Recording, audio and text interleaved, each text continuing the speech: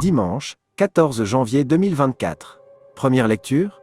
Par le Seigneur, ton serviteur écoute. Lecture du premier livre de Samuel.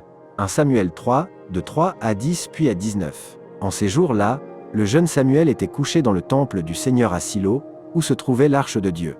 Le Seigneur appela Samuel, qui répondit, « Me voici ». Il courut vers le prêtre Élie, et il dit, « Tu m'as appelé, me voici ». Élie répondit, « Je n'ai pas appelé, retourne te coucher ». L'enfant alla se coucher.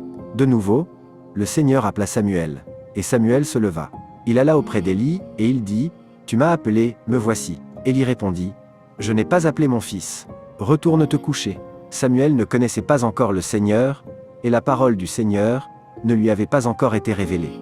De nouveau, le Seigneur appela Samuel. Celui-ci se leva. Il alla auprès d'Élie, et il dit, « Tu m'as appelé, me voici ». Alors Élie comprit que c'était le Seigneur qui appelait l'enfant, et il lui dit, « Va te recoucher, et s'il t'appelle, tu diras, « Par le Seigneur, ton serviteur écoute ». Samuel alla se recoucher à sa place habituelle. Le Seigneur vint, il se tenait là et il appela, comme les autres fois, « Samuel, Samuel ». Et Samuel répondit, « Parle, ton serviteur écoute ». Samuel grandit. Le Seigneur était avec lui, et il ne laissa aucune de ses paroles sans effet. Parole du Seigneur. Méditation. Psaume. Me voici Seigneur, je viens faire ta volonté. Psaume 39, de 2 à 4, de 7 à 8, de 8 à 9, puis de 10 à 11. D'un grand espoir, j'espérais le Seigneur. Il s'est penché vers moi. En ma bouche, il a mis un chant nouveau, une louange à notre Dieu.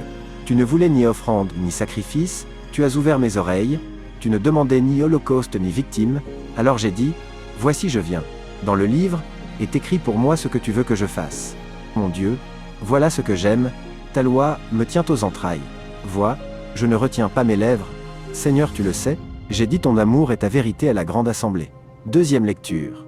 Vos corps sont les membres du Christ. Lecture de la première lettre de saint Paul apôtre aux Corinthiens. 1 Corinthiens 6, de 13 à 15, puis de 17 à 20.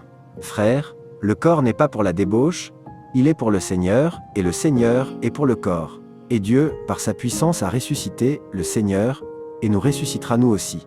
Ne le savez-vous pas? Vos corps sont les membres du Christ. Celui qui s'unit au Seigneur ne fait avec lui qu'un seul esprit.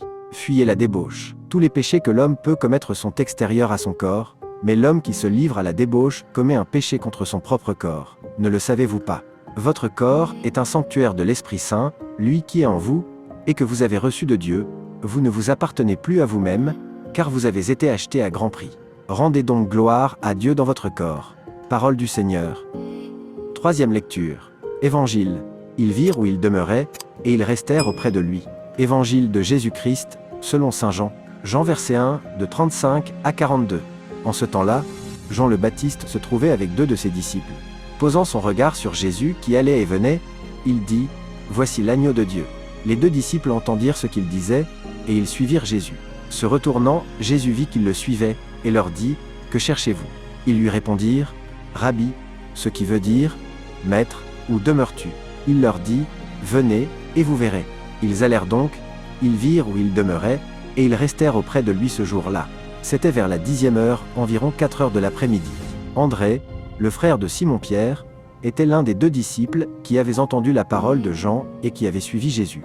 Il trouve d'abord Simon, son propre frère, et lui dit, « Nous avons trouvé le Messie, ce qui veut dire, Christ ». André amena son frère à Jésus. Jésus posa son regard sur lui et dit, « Tu es Simon, fils de Jean, tu t'appelleras Képha, ce qui veut dire Pierre. » Acclamons la parole de Dieu.